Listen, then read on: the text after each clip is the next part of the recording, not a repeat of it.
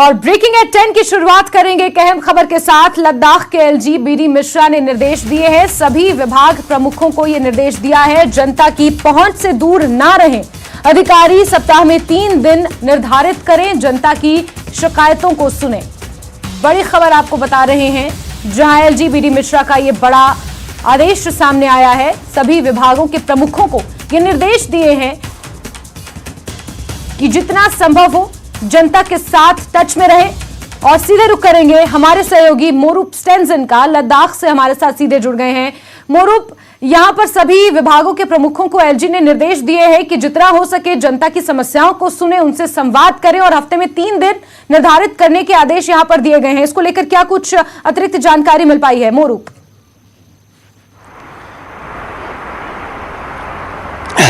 जी jasmine, जब से जो नया जो lieutenant governor doctor BD Mishra पद संभाले, तब से पब्लिक के लिए जो एक्सेस है काफ़ी मतलब अच्छा हो गया कि छोटे से छोटे लेके आम नागरिक से लेके सारे जो लेफ्टिनेंट गवर्नर को मिलने का मौका मिल रहा। तो तभी उन लोगों का ग्रीवेंस सुनने के बाद एलजी प्रशासन ने ये रियलाइज़ किया कि पब्लिक की ग्रीवेंसेस को जो हेड कंसर्न हेड ऑफिस से जो जिनको इश्यू है वो सुनने के लिए लेफ्टिनेंट जनरल ने लेफ्टिनेंट गवर्नर ने ये आदेश दिया है कि वेडनेसडे, थर्सडे, फ्राइडे को 1 घंटा पब्लिक के लिए ही ये समय दिया जाए। और इनको सख्त ये निर्देश दिया गया है कि इस वक्त हेड ऑफ द डिपार्टमेंट किसी और मीटिंग में ना शामिल हो, इस डेडिकेटली पब्लिक के लिए शामिल हो। तो आपको ये बता दूं कि जब से एलजी आया तो पब्लिक का भी अच्छा फीडबैक है कि पब्लिक एक्सेस मिलता है और साथ ही साथ पब्लिक का ग्रीवेंसेस लद्दाख के एलजी सुनते हैं। और एलजी ने ये भी रिकमेंड किया था कि एक कमेटी भी बनेगा, जो भी ग्रीवेंसेस जो पब्लिक के हो उसमें सिविल सोसाइटी या जो उसी तरह यूटी प्रशासन के और उसी तरह पॉलिटिकल लीडर सब मिला के एक कमेटी भी गठन करने का उन्होंने आश्वासन दिया। तो ये आम लद्दाख की जनता के लिए बहुत ही खुश खबर है, क्योंकि ऐसे जो इश्यूज होते हैं जो आम पब्लिक जो हेड ऑफ द डिपार्टमेंट तक नहीं पहुंच पाते, बड़ी मुश्किल होता है अपॉइंटमेंट मिलना। तो ऐसे समय में ऐसे ऑर्डर आने से तो पब्लिक को बहुत फायदा होगा। जी जैस्मिन।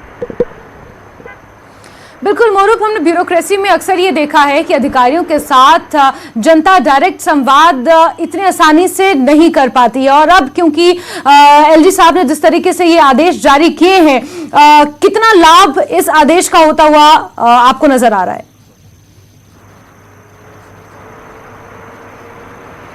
हाँ बिल्कुल, जैसे कल से ये जो सिलसिला स्टार्ट होगा तो हम जैसे पब्लिक का जो रिएक्शन कल ही पता कर पाएंगे कि कैसा उनका रहा जो introduction head of the department से।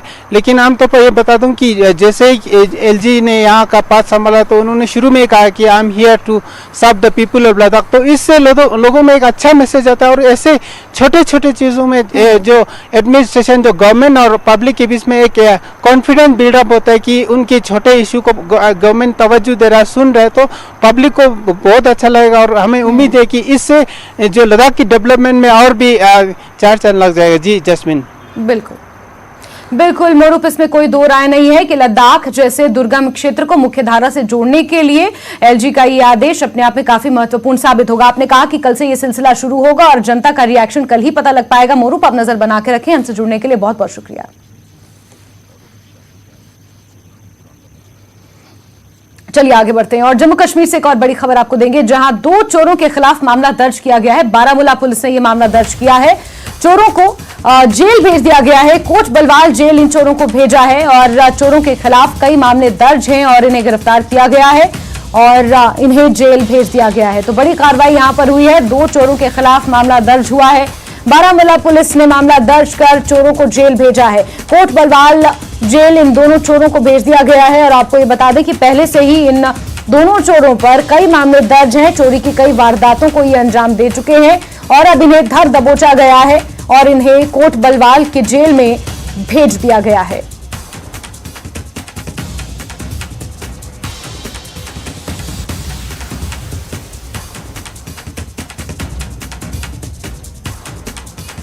तो तस्वीरें आप देख रहे हैं, इन 2 चोरों पर पहले से ही कई मामले दर्ज हैं।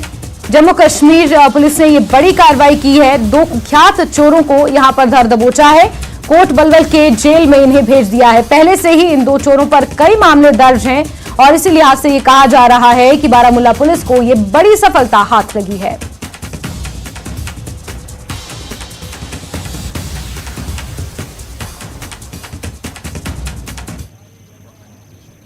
और बड़ी खबर कुलगाम से भी, जहां एनआईए ने छापेमार कार्रवाई को अंजाम दिया है। डीएचपुरा कुलगाम में यह छापेमारी हुई है। आबिद फयाज भट्ट के किराए के मकान पर छापा पड़ा है। लड़गू कुलगाम में बेकरी का ये काम करता है आबिद फयाज और इसके किराए के मकान पर एनआईए ने छापेमार कार्रवाई की है। इससे पहले भी हमने देखा था कि एनआईए ने कई जगह पर इसी तरीके से छापेमार कार्रवाइयों को अंजाम दिया था। टेरर फंडिंग से जुड़े हुए मामलों पर एनआईए लगातार शिकंजा कसने की कोशिश कर रही है। संभवतः उसी क्रम में एनआईए ने कुलगाम में यह छापेमार कार्रवाई की है। डीएचपुरा कुलगाम में छापेमार कार्रवाई हुई है। आबिद फयाज जो कि बेकरी का काम करता है, उसके किराए के मकान पर यह छापा मारा है।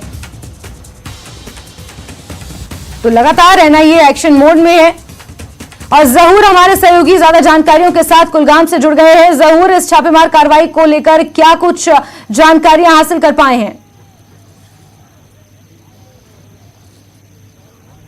बिल्कुल जैस्मीन, हम इस वक्त मौजूद हैं लड़गू इलाके में, लड़गू कुलगाम इलाके में। ये पीछे आप जो देख रहे हैं, मैं कैमरामैन से कहूंगा कि ये बेकरी शॉप है और जैसा कि आपने खुद भी बताया, आबिद फयाज भट्ट और आबिद फयाज भट्ट की इस दुकान पे कुछ देर पहले जो है एनआईए ने छापा डाला, यहाँ पे नेशनल इन्वेस्टिगेशन एजेंसी ने।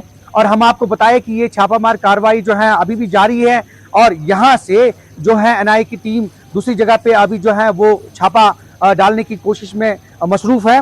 और हम आपको बताएं कि ये जो इलाका है इसको पहले ही कॉर्डन ऑफ किया गया था सिक्योरिटी फोर्सेस ने आज सुबह ही, और उसके फौरन बाद जो है इस इलाके में है जो है छापामार कार्रवाई अंजाम दी गई। और इसके साथ साथ अगर हम बात करें आबिद फयाज की, तो आबिद फयाज यहाँ पे बेकरी शॉप जो है वो चला रहा है, लेकिन उसकी रिहाई जो है यारिखा, यहाँ पास का ही इलाका है यारिखा डीएचपुरा, और वहाँ से जो है वहाँ पे भी कार्रवाई अंजाम दी जा रही है। और अभी जो जराये से हमें मालूम हुआ है उसके मुताबिक कुछ लोगों को डिटेन किया गया है जैस्मीन। और यहाँ पीछे जो आप देख रहे हैं ये वही लड़गू इलाका है जहाँ पे अभी अभी एनआईए की टीम ने जो है ये छापामार कार्रवाई अंजाम दी। जैसा कि अभी ये देख रहे हैं, यहाँ काफी लोग जमा हो गए हैं और कुछ देर पहले जो है यहाँ जो है ये इस मकाम पे छापामार कार्रवाई अंजाम दी गई।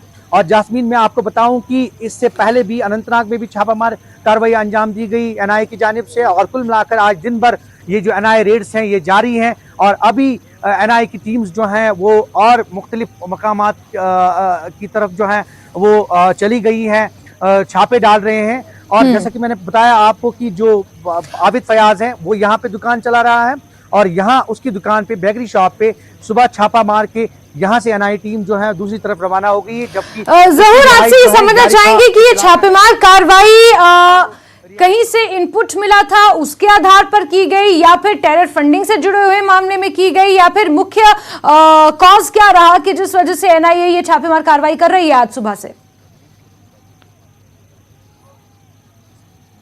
बिल्कुल जैस्मीन, मैं आपको बताऊं कि पिछले कुछ महीनों से जो एनआईए या एसआईए की रेड्स जो है वो बिल्कुल जारी है और उसका मकसद ये है कि पहले टेरर फंडिंग मामलों में जो जितने भी लोग मुलव्वस हैं उनके ऊपर नकील कसी जाए। उसके साथ साथ अगर आपको याद होगा कि सिम कार्ड्स का एक बहुत बड़ा रैकेट जो है वो बस्ट किया गया।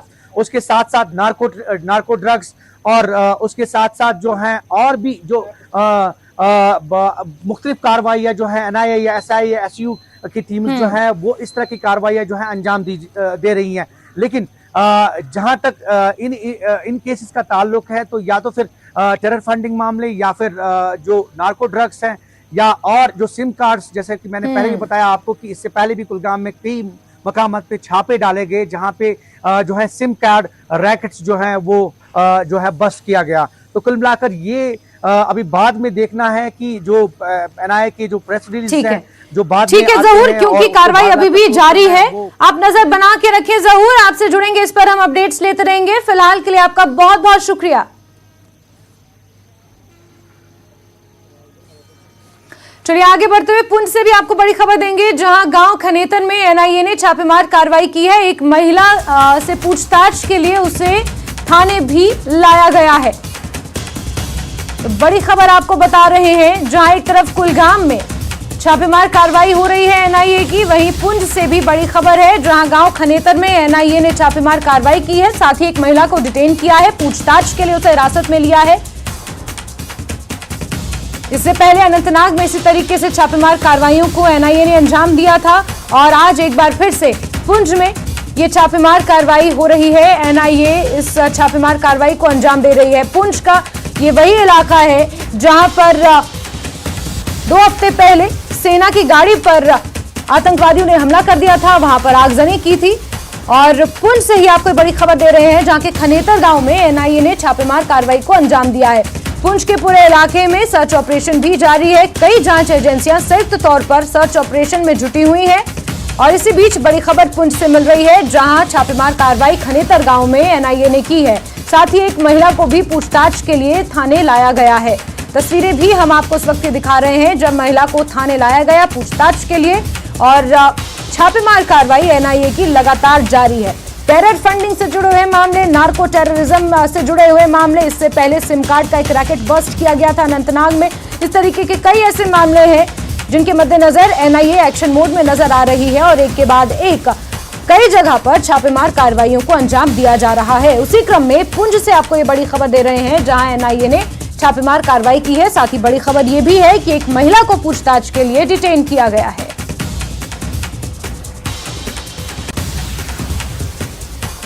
और बात एक और बड़ी खबर की करते हैं, जहां गृह मंत्री अमित शाह ने न्यूज 18 को एक्सक्लूसिव इंटरव्यू दिया, जिसमें अमित शाह ने पुंछ आतंकी हमले पर बड़ा बयान दिया। किसी को भी बख्शा नहीं जाएगा, ये अमित शाह ने कहा। पुंछ आतंकी हमले की जांच जारी है, सिक्योरिटी एजेंसियां जांच कर रही हैं। मोदी हुकूमत में तमाम केस हल किए गए हैं, ये अमित शाह ने बयान दिया। न्यूज 18 को एक्सक्लूसिव इंटरव्यू उन्होंने दिया और जब पुंछ आतंकी हमले के बारे में उनसे सवाल किया गया तो उन्होंने साफ शब्दों में कहा कि किसी को बख्शा नहीं जाएगा। पुंछ आतंकी हमले की जांच लगातार जारी है, सिक्योरिटी एजेंसियां अपना काम कर रही हैं। साथ ही उन्होंने ये भी दावा किया कि मोदी हुकूमत में तमाम केस हल किए गए हैं।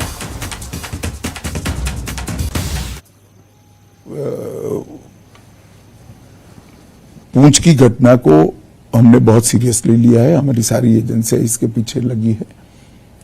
और जैसा नरेंद्र मोदी सरकार बनी तब से कश्मीर के टेररिज्म पर एक प्रकार से लगाम लगाने का काम हुआ है।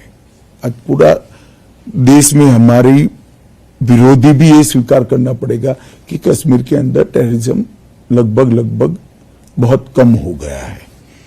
इसी प्रकार से ये केस को भी 100% रिजॉल्व कर दिया जाएगा। इससे ज्यादा मैं आपको सार्वजनिक रूप से बता नहीं सकता, परंतु मैं देश की जनता को आश्वस्त करना चाहता हूं कि एक भी केस पुंछ के पहले का अनरिजॉल्व नहीं है और ये भी नहीं रहेगा।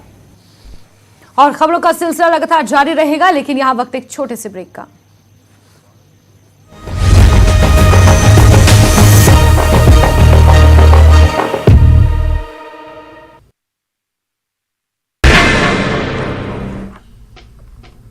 नमस्कार, धार भी रफ्तार भी में आपका बहुत स्वागत करते हैं। मैं हूं आपके साथ हिना जुबैर। शुरुआत करेंगे अहम खबरों से।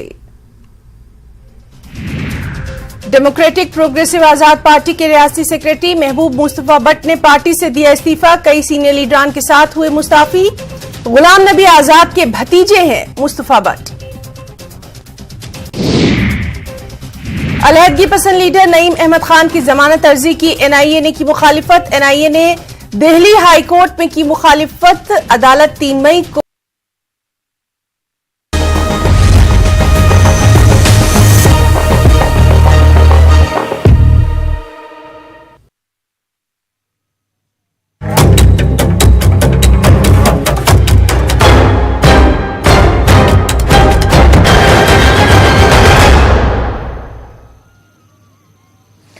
और चलिए अब बात शिमला नगर निगम चुनाव की करेंगे, जहां अब से कुछ ही देर बाद 12 बजे सीएम सुखू मतदान करने पहुंचेंगे, लेकिन उससे पहले आनंद शर्मा मतदान करेंगे, हरीश जनार्था भी मतदान करने पहुंचेंगे, सुरेश भारद्वाज भी आज मतदान करने पहुंचेंगे। तो बड़ी खबर आपको बता दें, जहां सीएम सुखू छोटा शिमला के तिब्बती स्कूल में मतदान करेंगे, वहीं भाजपा और कांग्रेस के कुल 102 उम्मीदवार मैदान में है। शाम 4 बजे तक आज वोटिंग हो रही है। शिमला नगर निगम चुनाव के लिए आज मतदान हो रहा है। मतदान केंद्रों पर वोटरों की लंबी लंबी कतारें नजर आ रही हैं। खराब मौसम के बावजूद भी घर से निकलकर शिमला का मतदाता मतदान करने आज पहुंच रहा है। तो तस्वीरें भी हम आपको दिखा रहे हैं। इस बीच आपको बता दें कि कई दिग्गज भी आज मतदान करने पहुंचेंगे, जैसे सीएम सुखू शिमला के तिब्बती स्कूल में मतदान करेंगे दोपहर 12 बजे। पूर्व मंत्री हैं आनंद शर्मा, भराड़ी में वो आज मतदान करेंगे। इसके अलावा कांग्रेस विधायक हरीश जनार्था संजौली के इंजन घर में मतदान करने पहुंचेंगे। पूर्व मंत्री आनंद शर्मा मतदान करने पहुंचेंगे। सुरेश भारद्वाज भाजपा के पूर्व नेता मतदान करने आज पहुंचेंगे। तो बड़ी खबर लगातार आपको बता रहे हैं कि आज मतदान का सिलसिला लगातार जारी है। यही कि जो हमारे वार्ड के काम हैं वो निकले इनसे, इसीलिए कैंडिडेट डिजर्विंग ही आएगा जी। कैंडिडेट तो जो हमारे कामों को निकाले, बेसिकली हमारा तो यही रहता है कि जो हमारे अपने काम है वो निकले इनके थ्रू। अच्छा होना चाहिए जो हमारी सारी प्रॉब्लम्स को सॉल्व करे और विकास हो हमारा। हाँ जी। मतलब पहले भी कैंडिडेट चुने थे आपने, हाँ जी। काम हुआ है? नहीं हुआ है, उन्होंने भी किया है जो उनका जितना वो था हुआ है वो भी। अब जो बाकी का बचा हुआ है वो भी ये हमारे कैंडिडेट करेंगे, जो भी जीत के आएगा। मैं छोटा शिमला की जनता से कहना चाहता हूँ कि आपने सभी को परखा। एक बार अपने बेटे संजीव चौहान पिंकू, जो आपके बीच में पिछले 4.5 साल से लगातार आपकी सेवा कर रहा हूँ, आप मुझे मौका दें, मैं आपका सिर कभी झुकने नहीं दूंगा। विकास की बात रही तो हमारे में पूर्व में रही पार्षद सुश्री विदुषी शर्मा जी ने विकास दिख रहा है। आप देखिए स्वयं, सड़क चौड़े होने की बात है, फ्लाईओवर्स की बात है, इतना सुंदर जो है आप कॉम्प्लेक्स देखेंगे मंदिर के सामने, जिसमें एक पूरे शिमला का एक शुल्क शौचालय बना है। आप नीचे ब्रॉकहॉस्ट की तरफ जाइए, स्ट्रॉबेरीज में देखिए सर, स्ट्रॉबेरीज में टाइल्स की बात है, सीवरेज की बात है, आपके जिम की बात है, बहुत सारी। और आप हिमालय भवन देखिए नीचे, जहाँ कोई नहीं जाता था, वहाँ आपके रास्ते की बात देखिए, स्ट्रीट लाइट्स की बात देखिए, साधना घाटी में एम्बुलेंस रोड की बात देखिए, ब्रॉकहॉस्ट में देखिए, आप गोरखू लॉज देखिए सर, जो आज तक किसी ने नहीं देखा। गोरखू लॉज में 15 लाख रुपए सर वहाँ रास्ते के लिए लगे, और एक सुंदर रास्ता बना है लोगों को चलने के लिए।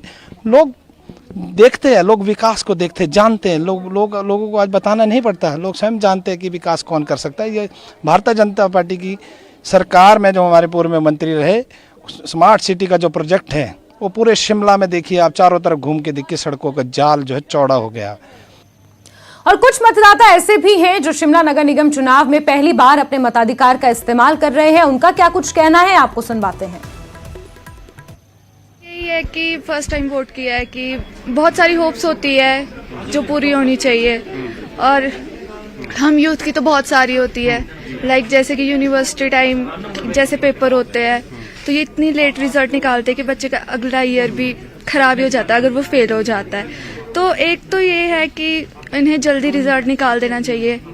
अच्छा, लोकल लेवल पे क्या लोकल लेवल पे आने जाने में आपको यूनिवर्सिटी जाने में परेशानी होती है, ट्रैफिक होता है? हाँ, ट्रैफिक तो कुछ ज्यादा ही होता है ना, जैसे कि अब टूरिस्ट इतना आ रहा है, तो अब हमारे पेपर हो रहे हैं, तो बच्चा टाइम से तो पहुंच ही नहीं पाता है, क्लासेस के लिए भी नहीं पहुंच पाता है, तो टूरिस्ट की वजह से थोड़ा है ट्रैफिक। क्या सोचकर आप जो है मतदान करने के लिए पहुंचे, क्या जहन में चल रहा है? जहन में तो सर यही है कि अपनी वोट की मदद करके सर हम अपनी वोट फर्स्ट टाइम वोट देकर कुछ एमसी के इलेक्शंस के उससे कि अपने किसी जो कार्य करे हमारे हित के काम करेगा, काम करेगा, उनके लिए सर अपने वोट देकर। तो न्यूज 18 JKLH इकलौता एक ऐसा न्यूज चैनल है जो आपको शिमला चुनाव के हर वार्ड और हर बूथ की खबर लगातार दिखा रहा है। ग्राफिक्स के जरिए आपको दिखा रहे हैं कि किस वार्ड पर किस पार्टी के किन उम्मीदवारों के बीच मुकाबला है। वार्ड नंबर 1 भराड़ी की बात करें, जितेंद्र चौधरी और मीना चौहान में यहां पर कड़ा मुकाबला है। अब से कुछ ही देर बाद पूर्व मंत्री आनंद शर्मा भी भराड़ी में मतदान करने पहुंचेंगे। इससे पहले दिग्गज नेत्री आशा कुमारी और प्रतिभा सिंह यहां पर जोरों शोरों से प्रचार कर चुकी हैं। वार्ड नंबर 2 रुल्दू भाटा की अगर बात करें, सत्या वर्मा और सरोज ठाकुर में यहां पर मुकाबला देखने को मिल रहा है। खास बात यह है कि ये शिमला नगर निगम चुनाव इतिहास में पहली बार हो रहा है कि विधानसभा चुनाव के इतने लंबे समय बाद हो रहा है। आमूमन विधानसभा चुनाव से 6 महीने पहले शिमला नगर निगम चुनाव होता आया है। इसे मिनी विधानसभा का चुनाव भी माना जाता रहा है, लेकिन वार्डों की परिसीमन के मामलों में जिस तरीके से कोर्ट में ये पूरे मामले लंबित थे, उसके बाद से ही शिमला नगर निगम चुनाव अटका हुआ था और अब शिमला नगर निगम चुनाव हो रहा है। बढ़ चढ़कर मतदाता इसमें हिस्सा ले रहे हैं। हर वार्ड से आपको बता रहे हैं कि किसके बीच मुकाबला है। वार्ड नंबर 3 कैथू की अगर बात करें तो कांता सुयाल और कमलजीत ज्योति के बीच यहां पर मुकाबला देखने को मिल रहा है। भाजपा की तरफ से कमलजीत ज्योति यहां पर चुनाव की प्रत्याशी है। 34 वार्ड हैं शिमला नगर निगम चुनाव में और हर एक वार्ड में कौन किसके अंगेस्ट है वो आपको ग्राफिक्स के जरिए बताने की कोशिश कर रहे हैं। 149 मतदान केंद्र बनाए गए हैं। शाम 4 बजे तक मतदान होगा। हालांकि कहीं कहीं हल्की बूंदाबांदी भी देखने को मिल रही है, लेकिन उसके बावजूद भी जोरों शोरों से लोग घरों से निकलकर मतदान कर रहे हैं।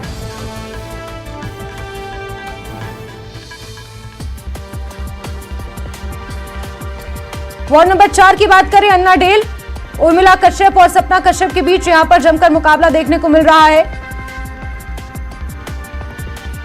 साथ ही आपको यह भी बता दें कि सबसे ज्यादा मतदाता विकास नगर में है। 4000 से ज्यादा मतदाता विकास नगर में अपने मताधिकार का इस्तेमाल करेंगे और सबसे कम मलियाना में है। समर हिल की बात करें, यूनिवर्सिटी एरिया है, हिमाचल प्रदेश यूनिवर्सिटी यहां पर है। जगदीश ठाकुर कांग्रेस की तरफ से और सपना कश्यप यहां पर भाजपा की तरफ से है। युवाओं के मुद्दे यहां पर काफी हावी रह सकते हैं। वहीं वार्ड नंबर 6 की बात करें, टूटू की बात करें, मोनिका भारद्वाज और मीनाक्षी गोयल के बीच यहां पर मुकाबला है। हालांकि भाजपा यहां पर एक निर्दलीय को मनाने में जरूर कामयाब होगी, अपने बागी को मनाने में भाजपा यहां पर जरूर कामयाब हो गई है। राजेंद्र का रुख करेंगे हमारे सहयोगी ज्यादा जानकारियों के साथ लगातार हमारे साथ बने हुए हैं। राजेंद्र, दोनों ही पार्टियों के लिए चाहे भाजपा हो या कांग्रेस, वर्चस्व का सवाल ये शिमला नगर निगम चुनाव बना हुआ है। मौसम खराब है, मतदाता घर से निकलकर भारी संख्या में मतदान करने भी पहुंच रहे हैं। कैसी तस्वीरें नजर आ रही है और अब से कुछ ही देर बाद सीएम सुक्खू भी पहुंचने वाले हैं छोटा शिमला के तिब्बती स्कूल जहां पर मतदान करेंगे। राजेंद्र।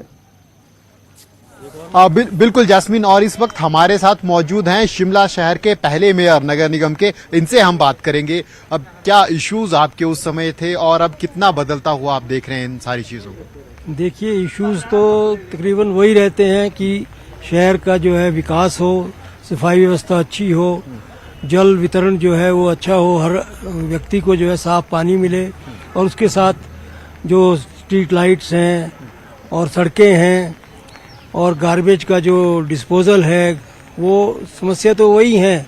मगर अब ये है कि उनमें शहर काफ़ी फैल गया है।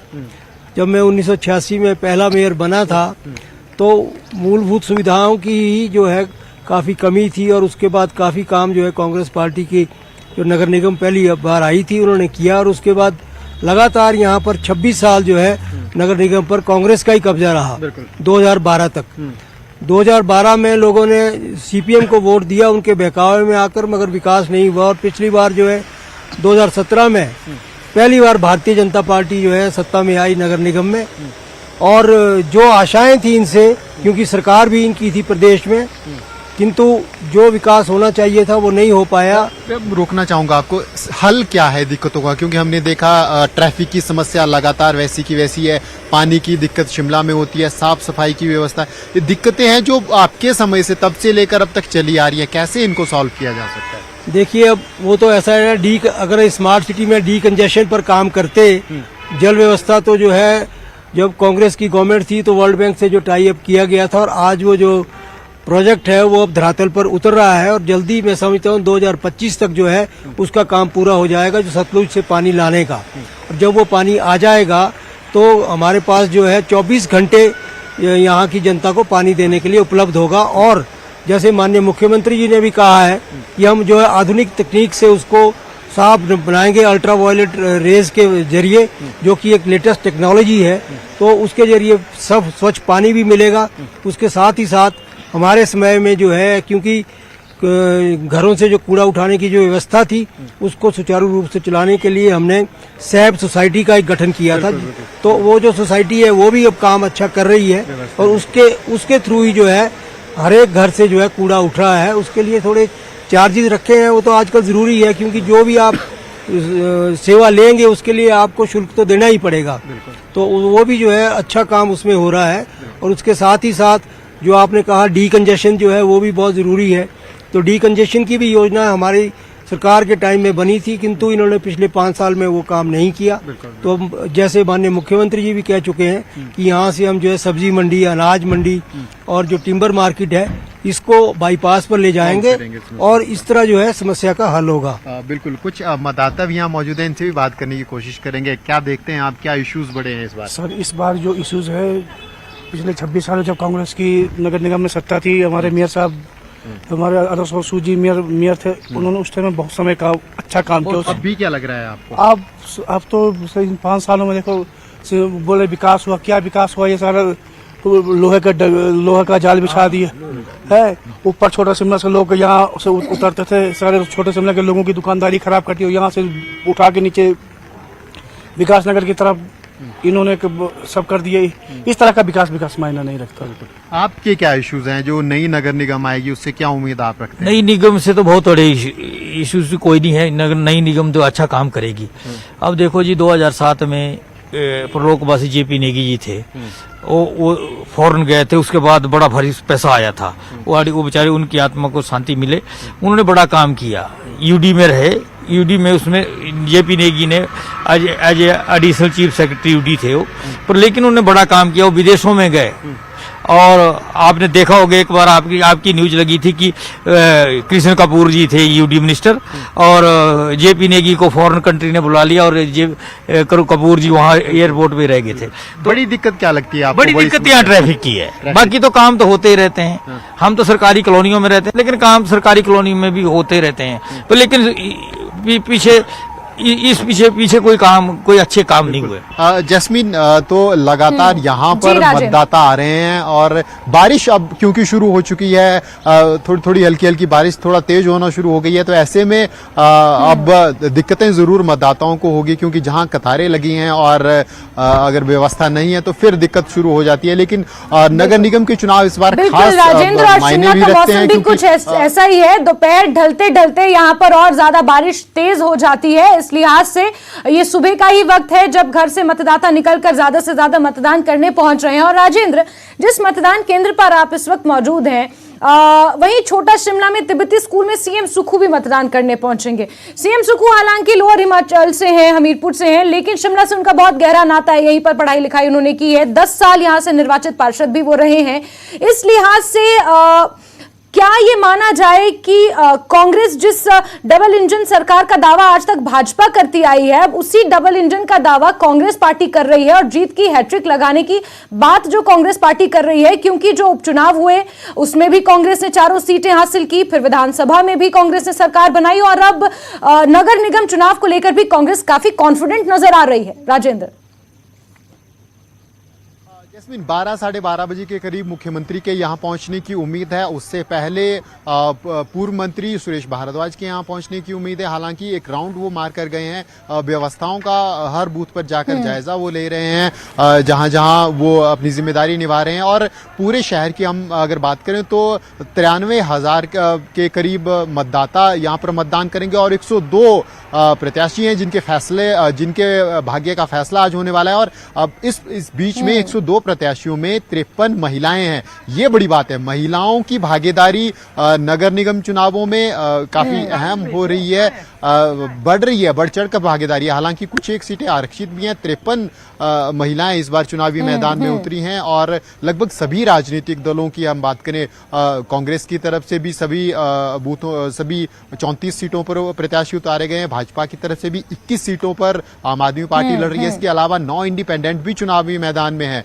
तो ये 7 वार्ड हैं जहां पर 9 इंडिपेंडेंट हैं। वो इन 7 वार्डों पर समीकरण को बिगाड़ सकते हैं। क्षमता रखते हैं सातों 9 के 9 इंडिपेंडेंट की। इन 7 बूथों पर अगर कुछ नतीजे आएंगे तो वो सरप्राइजिंग भी हो सकते हैं, क्योंकि बागी दोनों तरफ से हैं, भाजपा की तरफ से भी बागी खड़े हैं, कांग्रेस की तरफ से भी बागी खड़े हैं। और दूसरी बात यह है कि नगर निगम चुनाव है, ऐसे में आपसी रिलेशन बहुत मायने रखते हैं। रिश्तेदारी हमने देखी है, जिसकी बड़ी रिश्तेदारी होती है वो स्थानीय निकाय के चुनावों में बाजी मार जाते हैं कई बार। और अगर किसी का अपना सर्कल अच्छा है, बातचीत अच्छी है, तो फिर उनको भी महत्व अधिक मिलता है। हालांकि इस बार पार्टी चुनाव चिन्हों पर हो रहे हैं, इलेक्शन पार्टी निशान पर हो रहे हैं, तो ऐसे में कुछ प्रभाव इसका भी पड़ने वाला है। लेकिन बारिश जैसे जैसे तेज हो रही है वैसे वैसे लाइनें थोड़ी छोटी होती जा रही हैं, क्योंकि उम्मीद करते हैं मतदाता भी कि धीरे धीरे बारिश जब कम होगी तब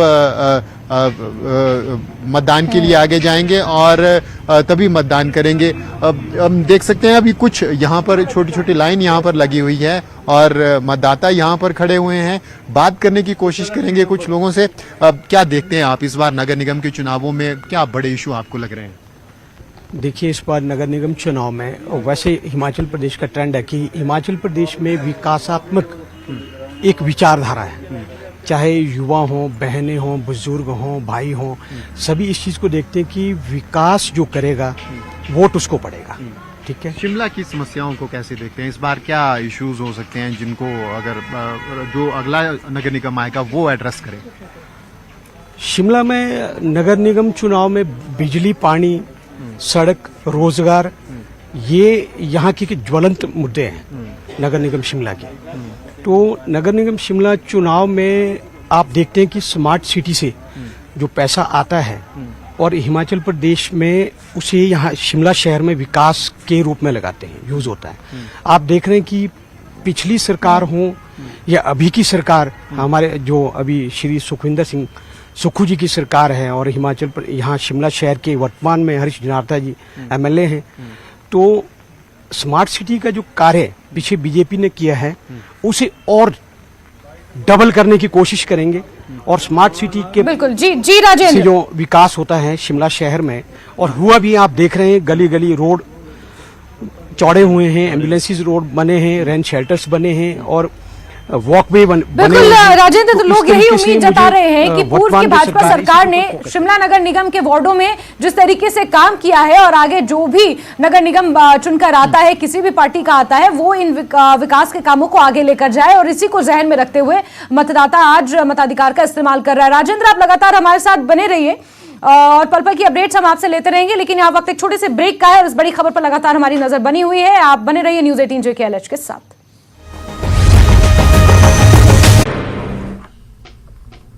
नमस्कार, धार भी रफ्तार भी में आपका बहुत स्वागत करते हैं। मैं हूं आपके साथ हिना जुबैर।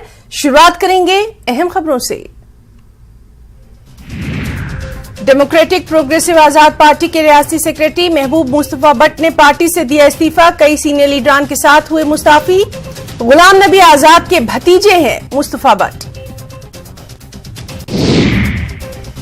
अलहदगी पसंद लीडर नईम अहमद खान की जमानत अर्जी की NIA ने की मुखालिफत। NIA ने दिल्ली हाई कोर्ट में की मुखालिफत। अदालत 3 मई को करेगी अगली समाअत।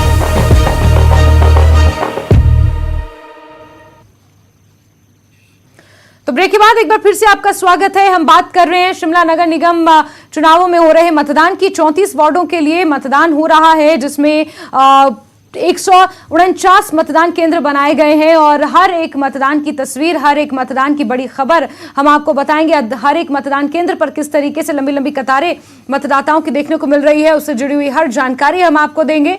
तस्वीरें भी लगातार हम आपको दिखा रहे हैं। शिमला नगर निगम के लिए आज मतदान हो रहा है। 4 मई को इसके नतीजे आएंगे।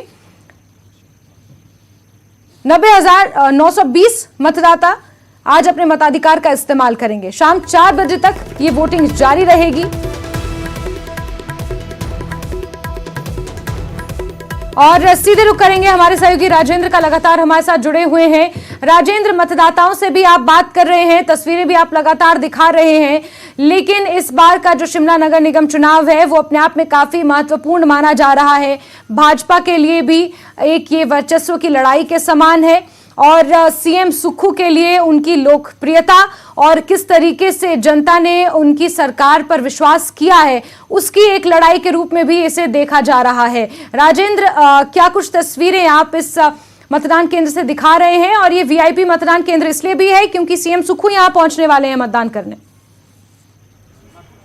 बिल्कुल जैस्मीन, और बारिश धीरे धीरे तेज होती जा रही है। अब करीब 12 साढ़े 12 बजे के करीब मुख्यमंत्री यहाँ पहुंचेंगे। इससे पहले कुछ मतदाता हमारे साथ हैं, उनसे हम बात करने की कोशिश करेंगे। अब इस बार के चुनावों में क्या आपको बड़े मुद्दे लग रहे हैं और क्या उम्मीद आपको है कि जो आगे नगर निगम आएगी वो इन चीजों को एड्रेस करे, सॉल्व करे?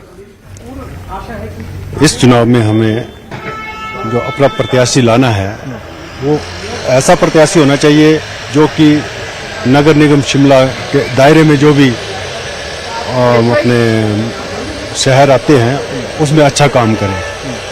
पिछली सरकार ने स्मार्ट सिटी के तहत कार्य किए हैं। आने वाले समय में हम ये चाहेंगे कि जो भी प्रत्याशी शिमला में चुने जाएं वो किसी भी पार्टी के हों, उनको ये चाहिए कि शिमला में क्या क्या सुविधा चाहिए। सबसे बड़ी सुविधा यहाँ पे ट्रैफिक का है। ट्रैफिक प्लान अच्छा होना चाहिए। सड़कें चौड़ी तो हो गई, लेकिन उस सड़कों का क्या फायदा? साइडों में जो है लोग गाड़ियाँ पार्क करते हैं, इसके लिए कोई नियम बनने चाहिए। उसके अलावा फ्लाईओवर जो है कई जगह बनाए हैं।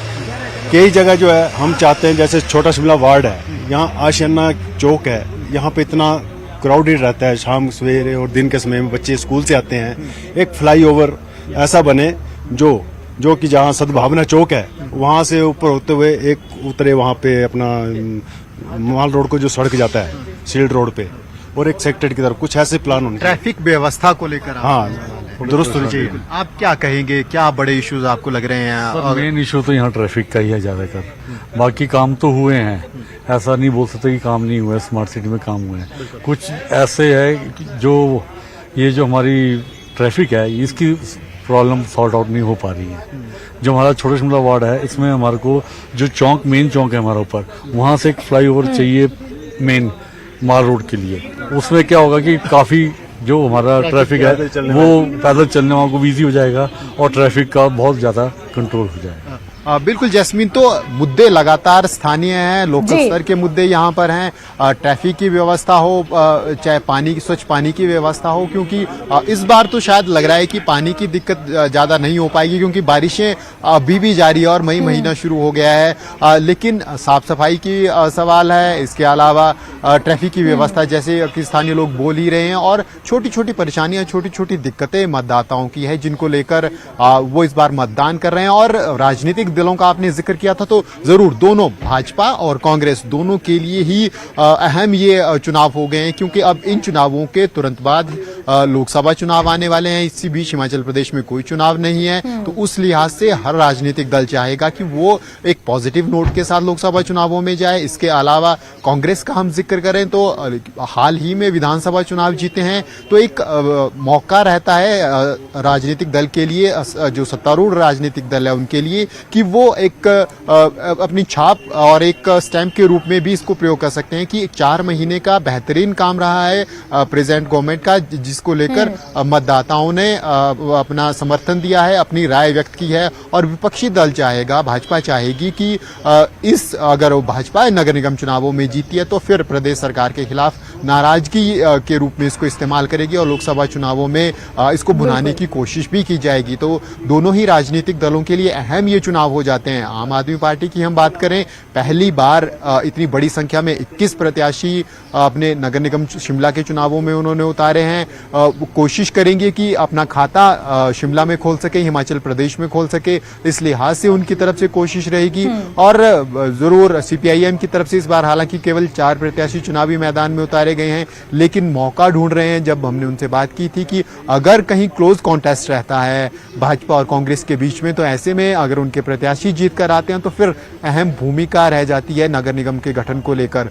तो स्थानीय चुनाव जरूर है, लेकिन भूमिका बड़ी अहम है, महत्व बहुत इंपॉर्टेंट है दोनों ही राजनीतिक दलों के। हमने देखा चुनाव प्रचार को लेकर खुद ठाकुर सुखविंदर सिंह चुनावी मैदान में उतरे, और लगातार हर वार्ड में जाकर उन्होंने चुनाव प्रचार किया।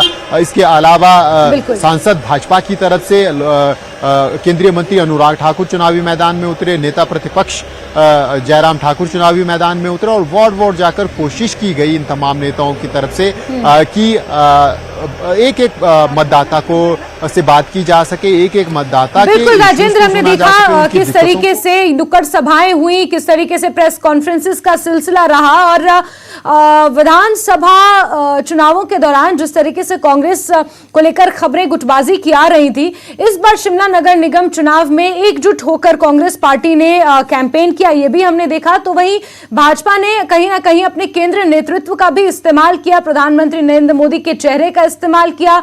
केंद्रीय मंत्री अनुराग ठाकुर प्रचार प्रसार में उतरे, जयराम ठाकुर ने भी ताबड़तोड़ प्रचार किया और ऐसा कहीं देखने को नहीं मिला भाजपा की तरफ से कि भाजपा विपक्ष में है। एक तरीके से ताबड़तोड़ आक्रामक तौर पर भाजपा ने प्रचार किया है, लेकिन कहीं ना कहीं कांग्रेस पार्टी जो ये दावा कर रही है कि शिमला नगर निगम चुनाव में भी वो सत्ता हासिल करेगी और यहां पर सत्ता में काबिज होगी, इस दावे में कितना दम नजर आ रहा है? राजेंद्र, आप भी न्यू शिमला में रहते हैं, शिमला में रहते हैं, किस तरीके से स्थानीय मुद्दों को एड्रेस किया गया है? बिल्कुल जैस्मिन, स्थानीय मुद्दों के ऊपर जरूर कोशिशें दोनों राजनीतिक दलों की तरफ से की गई, चाहे पानी का इशू हो, लगातार दावे दोनों राजनीतिक दलों की तरफ से किए गए कि पानी के इशू के ऊपर मतदाताओं का ध्यान आकर्षित किया जाए। भाजपा की तरफ से ये कहा गया, हमने देखा चुनाव प्रचार के दौरान, कि हिमाचल प्रदेश को सबसे बड़ी पानी की जो स्कीम है, पेयजल की योजना है, वो शिमला को मिली है और वो भाजपा शासित राज्य में मिली है। इसके अलावा कांग्रेस की तरफ से भी ये कोशिश की गई ये बताने की कि जो तीव्रता से काम पेयजल योजनाओं के लिए किया जा रहा है और उनमें भी इसके अलावा हमने देखा कि साफ सफाई को लेकर भी लगातार ये कोशिशें की गई। ये दोनों राजनीतिक दलों की तरफ से मुद्दे को टच किया गया। सिर्फ एक जो बड़ा इशू है जिसके ऊपर दोनों राजनीतिक दल नहीं पहुंच पाए, वो बंदरों की समस्या को लेकर है। ना भाजपा की तरफ से और ना ही कांग्रेस की तरफ से कोई बड़ा दावा बंदरों की दिक्कतों को लेकर किया गया और जैसे ही थोड़ी बारिश रुकी वैसे ही हमने देखा कि अब बिल्कुल राजेंद्र, जैसे ही थोड़ी बारिश रुकी यहाँ पर लोग पहुंच रहे हैं, कुछ वरिष्ठ मतदाता भी हैं। राजेंद्र, आप प्लीज बने रहें, मैं रुक करूंगी आपका। कपिल का एक बार रुक कर लेते हैं, हमारे साथ जुड़े हुए हैं। कपिल, किस मतदान केंद्र पर आप मौजूद हैं और कैसी तस्वीरें नजर आ रही हैं?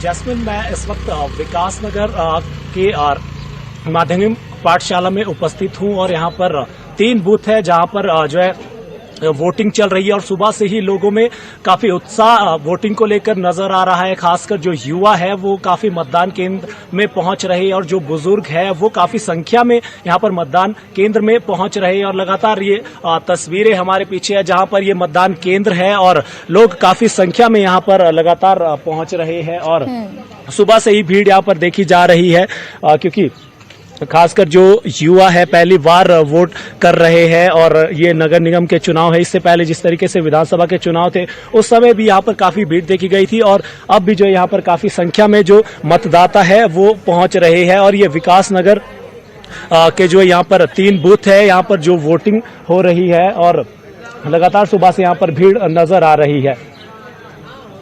कुछ लोग हमारे साथ हैं, हम इनसे बातचीत कपिल और विकास नगर का यही जी क्या कुछ कहना है इनका? जी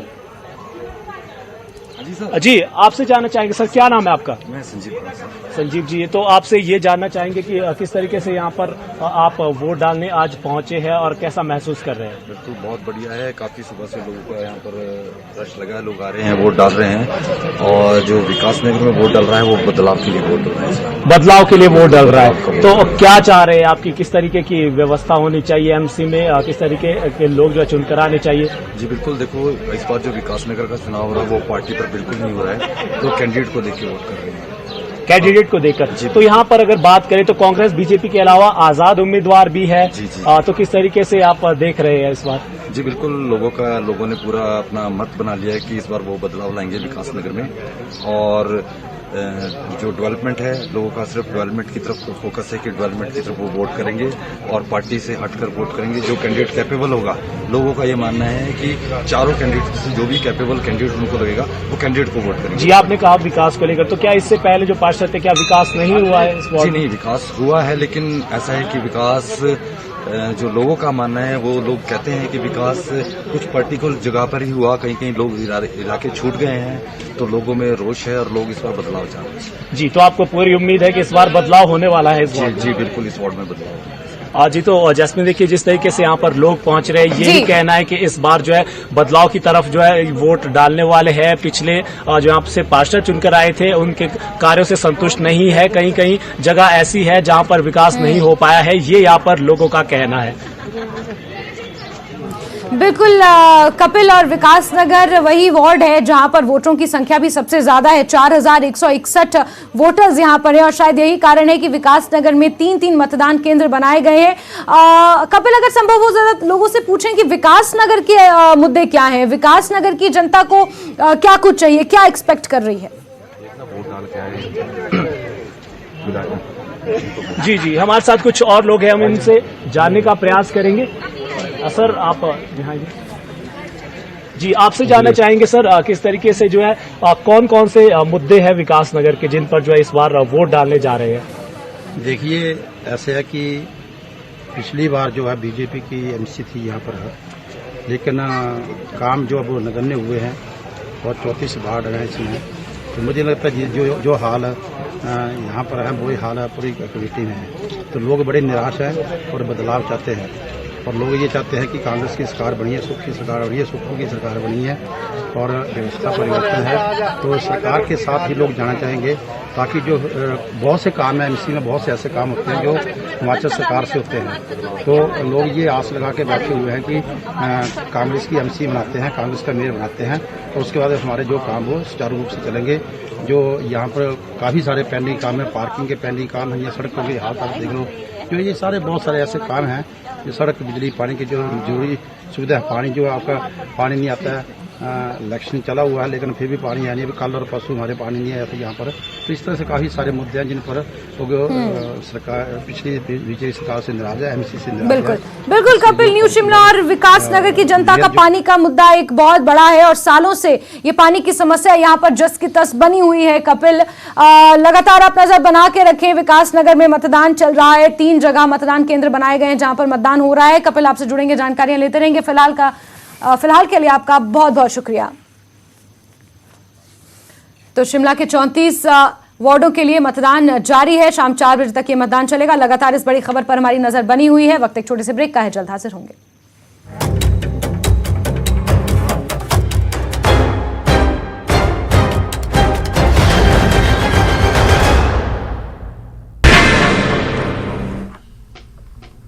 नमस्कार, धार भी रफ्तार भी में आपका बहुत स्वागत करते हैं। मैं हूं आपके साथ हिना जुबैर। शुरुआत करेंगे अहम खबरों से। डेमोक्रेटिक प्रोग्रेसिव आजाद पार्टी के रियासती सेक्रेटरी महबूब मुस्तफा बट ने पार्टी से दिया इस्तीफा।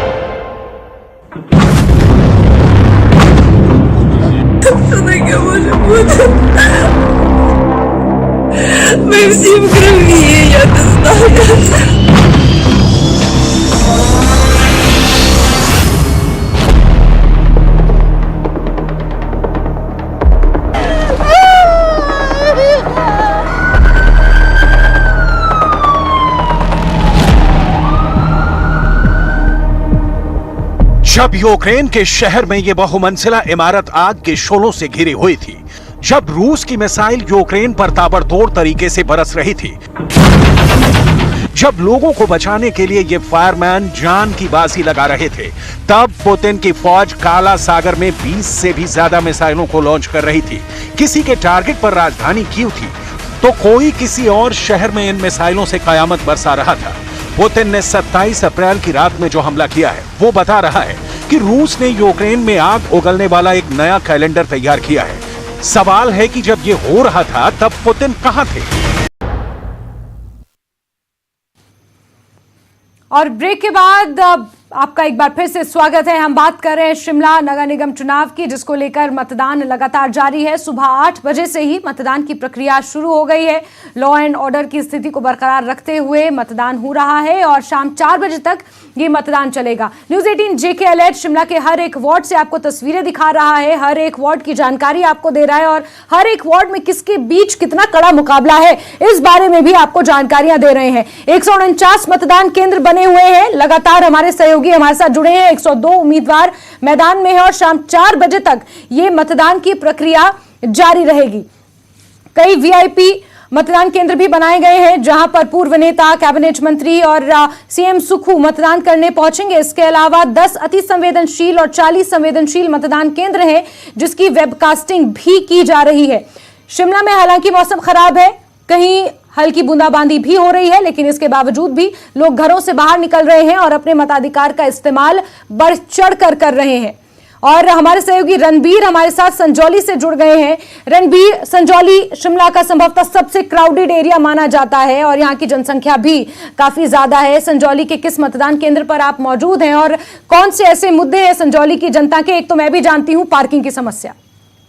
रणबीर जी हाँ, ये संजौली क्षेत्र है और जो इंजन गन वार्ड है वहां पर इस वक्त मैं खड़ा हूँ। तस्वीरें यहाँ पर जो है थोड़ी निराश करने वाली है। यहाँ पर अभी देखिए कोई भी जो है यहाँ पर मतदान केंद्र में नजर नहीं आ रहा है। इक्का दुक्का जो है लोग यहाँ पर पहुंच रहे हैं मतदान केंद्र में, लेकिन अभी मुझे यहाँ पर जानकारी दी कि सुबह के समय थोड़ी काफी संख्या में लोग यहाँ पर पहुंचे थे, लेकिन जैसे जैसे मौसम यहाँ पर जो है थोड़ा खराब बना हुआ है, हल्की हल्की बारिश यहाँ पर हो रही है, तो कम संख्या में लोग जो है यहाँ पर पहुंच रहे हैं। देखिए संजौली में जो है बहुत सारी समस्या है। सबसे आपने एक जिक्र तो आपने पार्किंग का गिनवा ही दिया है, लेकिन यहाँ पर जरा मतदान को देखिए, रफ्तार थोड़ी धीमी यहाँ पर है। कुछ लोगों से यहाँ पर जो है बातचीत करने का प्रयास भी करेंगे।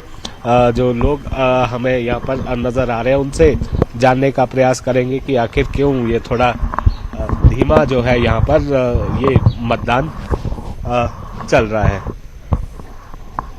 जी भाई साहब, नाम बताएं जरा अपना। जनाब, मेरा नाम मेहर ठाकुर है, मैं बूथ लेवल अधिकारी हूँ यहाँ पे। अच्छा, जरा बताइए अभी कितनी कितनी पोलिंग हुई है? अब तो हमें लग रहा है कि इक्का दुक्का ही कुछ लोग आ रहे हैं।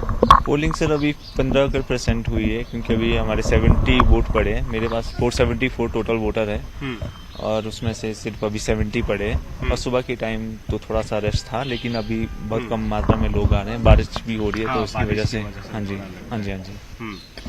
तो यहाँ पर टोटल कितने हैं मतदाता, कितने हैं यहाँ पर? जो बूथ है, मेरा बूथ का नंबर है 18/5 इंजन घर। इसमें टोटल वोटर 474 है, 474। तो कुल तीन बूथ में अराउंड 1500 के अराउंड टोटल वोटर है यहाँ पे हमारे पास इंजन घर में। तो यहाँ पर तस्वीरें लगातार जैस्मिन दर्शकों को दिखाते हैं। यहाँ पर ये बताया गया कि अभी मतदान जो है काफी रफ्तार जो है बिल्कुल रणबीर, क्योंकि यहाँ पर वोटिंग की रफ्तार थोड़ी धीमी है। सुबह 8 बजे से लेकर 11 बजे तक लगभग 15% ही यहाँ पर वोटिंग हो पाई है।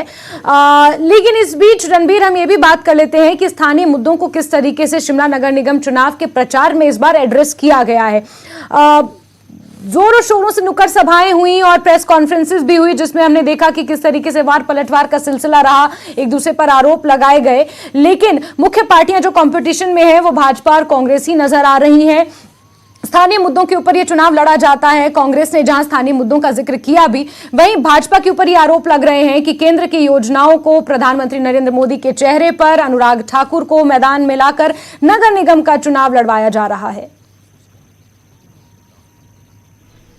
जी हाँ, तस्वीरें लगातार हम दर्शकों को यहाँ से दिखा रहे हैं। जहाँ तक मुद्दों की बात है, देखिए यहाँ पर मुद्दे जो है काफी कुछ कांग्रेस की तरफ से भी गिनवाए गए हैं।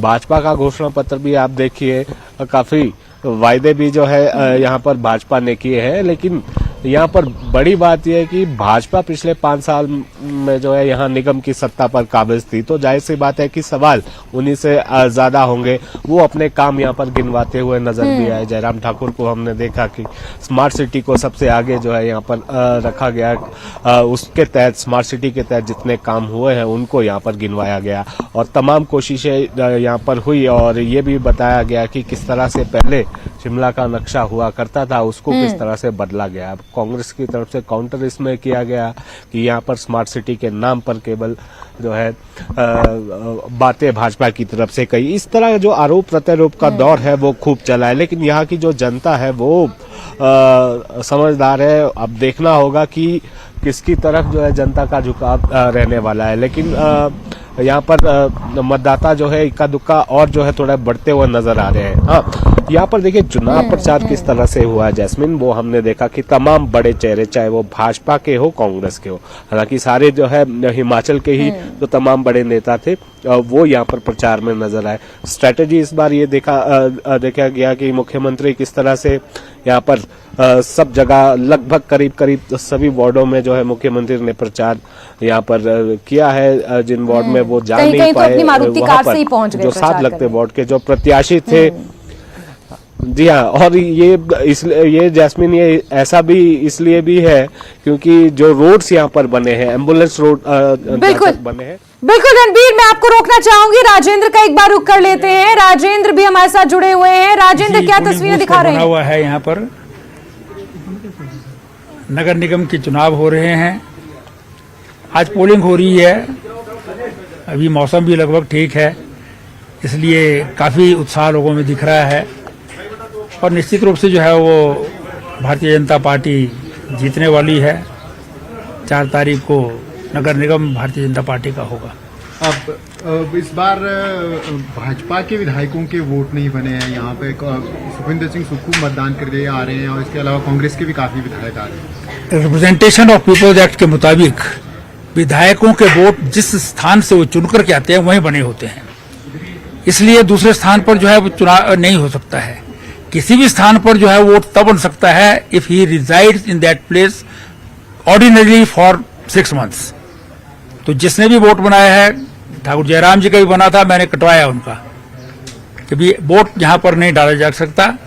ये जो है वो नैतिक रूप से ही नहीं कानूनी रूप से भी गलत है।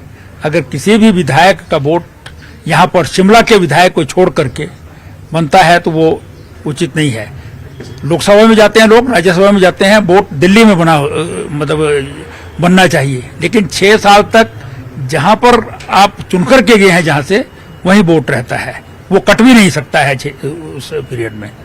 तो इसलिए यहाँ पर वोट मैं समझता हूँ कि मुख्यमंत्री जी को वोट नहीं डालना चाहिए।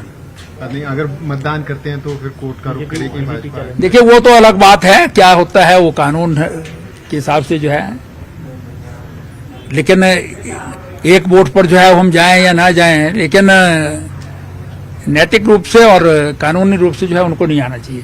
पिछले कल मुख्यमंत्री तिब्बतन कॉलोनी गए थे, वहाँ पे भी ऑब्जेक्शन भाजपा की तरफ से किया गया कि ये वोट प्रचार के लिए, लेकिन कांग्रेस कह रही है कि वो माथा टेकने गए। मत्था टेकने तो सब जाते हैं आजकल, जो है मत्था ही टेकते हैं ना, सब जो वोटर्स हैं वही भगवान होते हैं, तो उनके पास मत्था टेकने ही सब जाते हैं। तो इसलिए लेकिन जो कोड ऑफ कंडक्ट है, कोड ऑफ कंडक्ट जो है वो इसीलिए होता है कि आप उस पीरियड में इस प्रकार के जो है वो इन्फ्लुएंस जिससे हो सकता है वोटर, वो सरकारी तामझाम के साथ और सरकारी चीजों का इस्तेमाल करते हुए ना करें, इसीलिए तो कोड ऑफ कंडक्ट होता है ना। और वो जो कुर्सी पर बहुत ऊंचे स्थान पर बैठा होता है वो जब पालन करता है तो उन्हीं के अनुसार जो है बाकी लोग भी पालन करते हैं। तो इस इलेक्शन में कोड ऑफ कंडक्ट का तो जितनी धज्जियां उड़ाई गई हैं, शायद आज तक के किसी भी इलेक्शन में ऐसा नहीं हुआ होगा। ये अब इलेक्शन कमीशन जो है स्टेट इलेक्शन कमीशन है, हम तो समझते थे कि बहुत अपराइट आदमी है इलेक्शन कमिश्नर, लेकिन जो देखने में आया है किसी प्रकार का जो है वो कोई एक्शन इस पूरे चुनाव में नहीं हुआ।